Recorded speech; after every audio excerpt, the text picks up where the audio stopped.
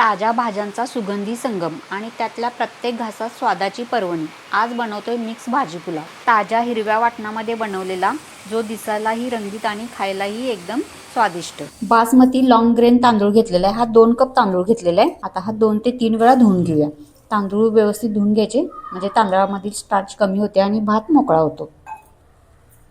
तांदूळ धुवून घेतला. आता हा पाण्यामध्ये आपण 10 मिनिटांसाठी भिजत ठेवायचा. तांदूळ भिजवल्यामुळे तांदळाला एक छान लेंथ मिळते, तांदूळ चांगला फुलतो आणि लगेच पण शिजतो. यासाठी एक 10 मिनिटांसाठी आपण भिजत ठेवूया. खूप जास्त वेळ पण भिजवायचं नाही. 10 मिनिटानंतर तांदूळ काढून घेतले आणि निथळण्यासाठी ठेवलेले आहेत. तर तांदळाला थोडासा पांढरा रंग मिळतो आणि थोडेसे तांदूळ फुललेले आहेत. तर खूप जास्त पण भिजवायचं नाही. खूप जास्त भिजवला तर तांदूळ आपण ज्यावेळी परतणार आहे त्यावेळी मोडतो. आता हे मी 10 मिनिटांसाठी असंच पसरून ठेवते. ह्याच्यातलं पाणी पूर्णपणे निथळलं पाहिजे, म्हणजे तांदूळ व्यवस्थित भाजला जातो आपण ज्यावेळी फोडणी करणार आहे त्यावेळी. आता ह्या भाज्या घेतलेल्या आहेत मी. या दिवसांमध्ये भाज्या भरपूर मिळतात. भरपूर भाज्या घालून भात बनवूयात आपण. तर हा मसाले भात आणि पुलाव यांचं कॉम्बिनेशन असलेला भात बनवत आहोत. एक वेगळ्या प्रकारचं फ्युजन आहे या भाताला, त्यामुळे वेगळी चव लागते. तर फरसबी घेतलेलं आहे, फ्लॉवर, गाजर घेतलेलं आहे, कांद्याची पात बारीक कापून घेतलेली, टोमॅटो, मिरची, मटार घेतलेलं आहे, ढबू मिरची पातळ कापून घेतलेली आहे, पुदिना घेतलेला, कोथिंबीर आणि कढीपत्ता घेतलेला आहे. बटाटे आपण नंतर कापून घेऊया. बटाटा सुरुवातीला कापून घेतला तर काळा पडतो. फोडणी करता वेळी कापायचा आणि पाण्यामध्ये ठेवायचा. आता पुदिना, कोथिंबीर आणि कढीपत्ता घेतलेला आहे, ह्याची आपण पेस्ट करून घेतलेलं आहे. तर ह्याची चव भाताला एक चांगली येते. हे तुम्ही अजिबात स्किप करू नका. ह्याची पेस्ट बनवून घेऊया आपण. धने, जिरे, लवंग, दालचिनी, काळी मिरी, वेलची आणि तमालपत्र घेतलेले. आता हा खडा मसाला आपण थोडासा गरम करून घेऊया. फक्त गरम करून घ्यायचे आहेत मसाले, खूप जास्त भाजायचे नाहीत. खूप जास्त मसाले भाजले तर त्याची चव कमी होते, सर्व ऑइल रिलीज होतं. थोडेसे गरम झालेले आहेत, गॅस बंद करून घेऊया. आपले खडे मसाले ते वाटून घेतलेले आहेत. थोडेसे जाडसर वाटले तरी चालतील, पाणी न घालता वाटून घ्यायचे. फ्रेश मसाला वापरला की भाताला चांगला फ्रेश सुगंध येतो. आलं लसूणची पेस्ट करून घेतली, ही पण फ्रेशली केलेली आहे. त्याशिवाय आपण हे कढीपत्ता, कोथिंबीर आणि पुदिना घेतला होता, त्याची पण पेस्ट बनवून घेतली. अशा पद्धतीने थोडंसं पाणी घालून पेस्ट बनवून घेतली. तर आपला सर्व साहित्य तयार झालेलं आहे. आता आपण फोडणीला सुरुवात करूया. 3 चमचे तेल टाकलेलं आहे. आता 2 चमचे साजूक तूप टाकूया. मोहरी टाकून घेऊया थोडीशी. पाव चमचा मोहरी टाकलेली आहे. मोहरी तडतडली, कांदा टाकून घेऊया. कांदा उभा कापून घेतलेला आहे. थोडासा असा कुस्करून टाकायचा, म्हणजे पाकळ्या वेगळ्या वेगळ्या होतात.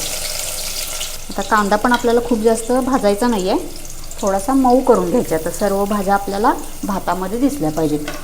निम्म्या अर्ध्या भाज्या शिजवून घ्यायच्यात सर्व, म्हणजे भाताबरोबर आणि थोड्या शिजतील. कांदा थोडासा मऊ करून घेऊया. आता मसाले भात, पुलाव या दोन्हीचं कॉम्बिनेशन असलेला भात दाखवते मी. एकदम छान टेस्ट येते. रोजच्यापेक्षा वेगळ्या चवीला भात लागतो हा. कांदा परतलेला आहे, थोडासा मऊ झालेला आहे कांदा. आता आलं लसूण आपण जे वाटून घेतलेलं आहे ते टाकून घेऊया. आलं लसूण पण कांद्याबरोबर व्यवस्थित परतून घेऊया. आलं लसूण व्यवस्थित भाजलं गेलं पाहिजे. आलं लसूण पण भाजलेलं आहे, असा फेसाळलेला आहे थोडंसं आलं लसूण, आणि सुगंध पण सुटलेला आहे. आलं लसूण भाजलं की एक सुगंध सुटतो. तर छान परतल्यानंतर आता आपण मिरची टाकून घेऊया. मिरची पण थोडीशी परतून घेऊया. आता आपण सर्व भाज्या टाकून घेऊया. फरसबी टाकलेली आहे. आता सर्व भाज्या मी एकत्रच टाकून घेते. भाज्या थोड्याशा परतून घेऊया. बटाटा टाकून घेऊया आणि भाज्या सर्व 2 मिनिट परतून घेऊया. खूप जास्त पण शिजवायच्या नाहीत, तांदळाबरोबर पण ह्या भाज्या सर्व शिजतील. निम्म्या अर्ध्या शिजवून घ्यायच्यात आपल्याला. 2 मिनिट सर्व भाज्या परतून घेतल्या. आता आपण ही जी पेस्ट केली होती ती टाकून घेऊया. खडे मसाले आपण जे वाटून घेतले होते ते पण टाकून घेऊया लागलीच, म्हणजे सर्व व्यवस्थित भाजले जातील एकत्र. आता गॅस मोठा करायचा आणि सर्व परतून घ्यायचं. आता जरा पाणी सुटलेलं आहे, आपण ग्रेव्ही टाकल्यामुळे हिरवी, तर व्यवस्थित हे भाजून घेऊया. आता हिरवा मसाला पण व्यवस्थित परतलेला आहे आणि तेल सुटलेलं आहे. व्यवस्थित परतून घ्यायचा, हिरवट चव यायला नको. तमालपत्र टाकून घेऊया आणि मीठ टाकूया. आता भाज्यांसाठी मीठ लागणार आहे आणि भातासाठी मीठ, दोन्ही मीठ मी एकत्रच टाकलेलं आहे. भाज्यांमध्येच मीठ टाकायचं, म्हणजे भाज्या पण मीठ थोडंसं शोषून घेतील आणि चवीला जरा चांगल्या लागतील, म्हणजे आळणी नाही लागणार. परतून घेऊया. आता तांदूळ व्यवस्थित निथळलेले आहेत, असे सुट्टे सुट्टे झालेले आहेत. तर अशा प्रकारे व्यवस्थित निथळून घ्यायचे, याच्यामध्ये पाणी राहायला नको. तांदूळ टाकून घेऊया, कारण तांदूळ आपण हे भाज्यांबरोबर परतणार आहे. पाणी राहिलं तर तांदूळ खाली लगेच चिकटतात आणि व्यवस्थित भाजले जात नाही. तांदूळ भाजून घेऊया. आता खूप जास्त पण कडकडीत होईपर्यंत तांदूळ भाजायचे नाहीत. 1-2 मिनटंच परतून घेऊया. तेल गरम आहे, भाज्या सर्व गरम आहेत. मध्यम गॅस करायचा आणि व्यवस्थित भाजून घ्यायची 2 मिनटांसाठी. खूप जास्त कडक केले तर तांदूळ सगळे मोडतील. तांदूळ हलक्या हाताने व्यवस्थित परतून घ्यायचे. खूप जास्त पण जोर द्यायचा नाही. तांदूळ व्यवस्थित परतलेले आहेत, हलक्या हाताने परतून घेतलेले आहेत. आता पाणी एक साईडला गरम करण्यासाठी ठेवलेलं आहे. पाणी टाकून घेऊया. 2 कप तांदूळ होते, त्यासाठी 4 कप पाणी टाकलेलं आहे. कुकरमध्ये मी शिजवत नाही आहे भात, त्यासाठी दुप्पट पाणी टाकलेलं आहे. कुकरमध्ये शिजवणार असला तर 3.5 कप टाका, म्हणजे अर्धा कप पाणी कमी टाका, कारण कुकरला प्रेशर असतं. आणि गरम पाणी टाकायचं, गार पाणी टाकायचं नाही. सर्व पाणी टाकलेलं आहे. एकदा भाताला उकळी आली की गॅस मध्यम करायचा. आता थोडीशी साखर टाकून घेऊया. सर्व चवी व्यवस्थित बॅलन्स होतात साखर टाकल्यामुळे. आता लिंबाचा रस टाकून घेऊया. थोडंसं मिक्स करूया. गॅस मोठाच ठेवलेला आहे. पाण्याला छान उकळी आलेली आहे. आता गॅस थोडासा मध्यम करूया आणि भाताला 5 ते 6 मिनिट शिजवून घेऊया. आता मी ह्याच्यामध्ये हळद, तिखट नाही टाकलेलं. आपल्याला थोडासा ग्रीन रंग पाहिजे, यासाठी मी हळद नाही टाकलेली. गॅस आता मध्यम करून घेऊया. 5 ते 6 मिनिटानंतर पाणी बरंचसं कमी झालेलं आहे. आता एक अर्धा कप पाणी शिल्लक आहे याच्यामध्ये.